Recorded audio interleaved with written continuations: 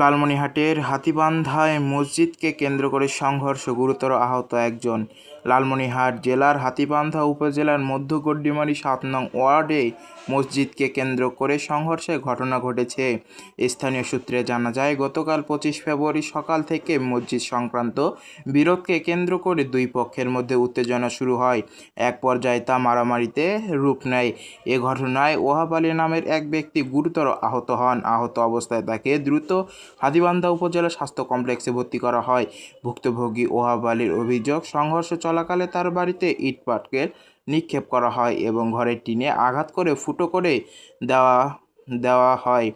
এতে তার পরিবার আতঙ্কের মধ্যে পড়ে। এলাকাবাসীর দাবি, মসজিদ সংক্রান্ত এ বিরোধ ২০২১ সাল থেকে চলে আসছে।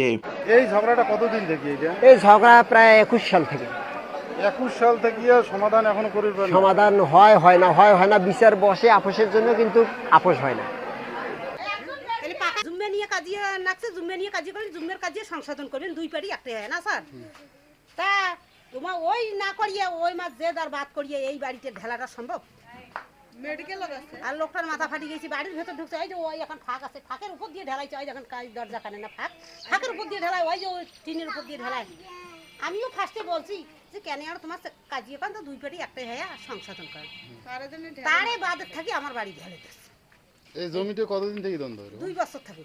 2 বছর মানে মেলা 4-5 বছর থাকে। তো মসজিদ আলাদা হয়েছে না? আলাদা তো হয়েছে, হওয়ার পরে জমিটি এখন ছাড়ি দিবি না, যাই এলো আমার বাড়ি এলার কাছে জমি দিবি না, ছাড়ি দিবি না, ওমা ছাড়িও দিবি না, মা কোনো করবিও না। বসে আমার দৌড় করি আসি। আজকে সকালবেলা কি কাহিনী হয়েছে মেশিন নিয়ে? মেশিন নাই যে আগা দিন আমার পানি দিবি, তা আমার লোকের ঘর পানি দিবি না, আমার বাড়ি ফয়সলা টানি পারি দাও। তাই ফয়সলা না টানি ওমার পানিতে দোয়ার দেয় নাই, তারে থাকি আমার লোকলা পানি দিয়ে দিচ্ছে। এখন ওই বাদের থেকে এমা কোদাল টোদাল ধরি আসছে, আসি এখানে মা আগে আগতে কাল ওয়ার্লিং দিছে, যদি কাল আমার মাটি কেটে আসবো, যদি বেশি টেড়ি বেড়ি করে তা আমাকে ডাঙাডাঙি করবো। এখন কি একজন হাসপাতালে গেছে? হ্যাঁ, একজন হাসপাতালে সবচেয়ে বড় সমস্যাটা হলো কি বাবা, মসজিদ আমার বাবা এবং দাদা যে রেকর্ড মানে জমিটা দিছে, সেটা মুন্সিপাড়া জামে মসজিদ হিসাবে দিছে।